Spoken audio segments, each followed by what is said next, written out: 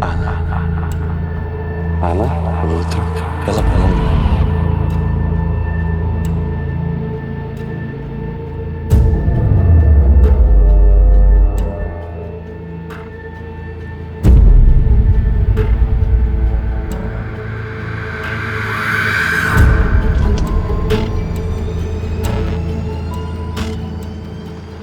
Ana, доброе утро.